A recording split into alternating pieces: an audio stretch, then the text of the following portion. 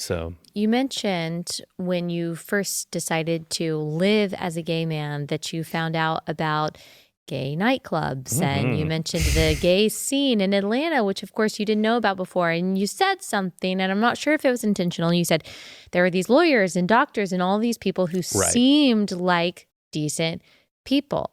And Beckett Cook, whom I know you've talked to, I've talked to, has talked about kind of like the underneath the surface of like the gay nightclub scene and the gay scene, that it is different in many ways than what is presented by the media and what people might think.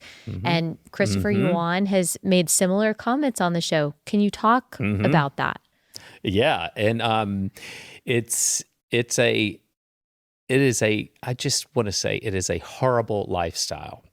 I was full force into it, out at the bars on my off time, and the whole lifestyle revolves around sex and your sexuality. Everything that is your identity. Everything revolves around that. And the superficiality of it, the soullessness of it, there's nothing redeeming. There was nothing redeeming about it. I can remember, as much as I loved my partying and drinking and being out with people and living that debauchery, if you will, I can remember feeling, and this was God, I think, working in me is that I felt this is, certain times I would feel this is just not right. This is not right. And I would just remain torn between my faith, or what I had of it at that time, and my lifestyle, if that makes any sense. Is it true that drugs and alcohol are a major part of the LGBTQ, if you want to call them, community or world? Oh, huge. It revolves around sex and drugs and alcohol. That's all there was. I mean, every event was a drinking and drugging event. Every party involved that. When I look back at it, I think, and I hate talking so bad about people, you know, but there was just nothing good about the lifestyle, Allie. I mean, it was so superficial.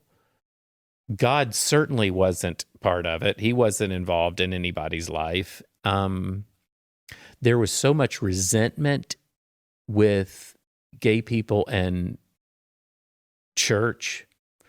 They all had this hatred. They all had this, and I shouldn't say all, I hate using that word, but so maybe many felt like it at the time. Yes, that, you know, I would hear many people say, or give me their experiences of how the church hurt them. People, you know, their church told them they were going to hell, and you know, and the resentment that so many had.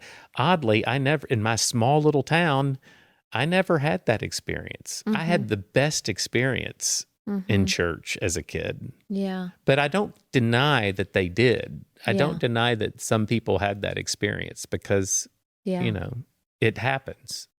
And obviously all kinds of people use drugs and alcohol, but you mentioned in your own experience of using alcohol, you use that to kind of like numb conviction, but also to make yourself feel better about this double life that you were leading. Do you think that that was a key motivator in the drug and alcohol use of a lot of the people that you were spending time with? Absolutely. Absolutely. I think people were masking it. You know, it's a lot more accepted today. As you know, it's culturally very accepted. In fact, it's promoted now within companies and even churches, which is, And so at that time, at least in my, you know, in the 80s and 90s, people had no outlet. You know, they had no place to feel safe, I guess. or secure. And so drinking, drinking or drugging definitely helped, I guess. Yeah, it helped, numb it. just Yeah. to deal with that, to deal with the world that they felt so insecure in. And I can understand the insecurity.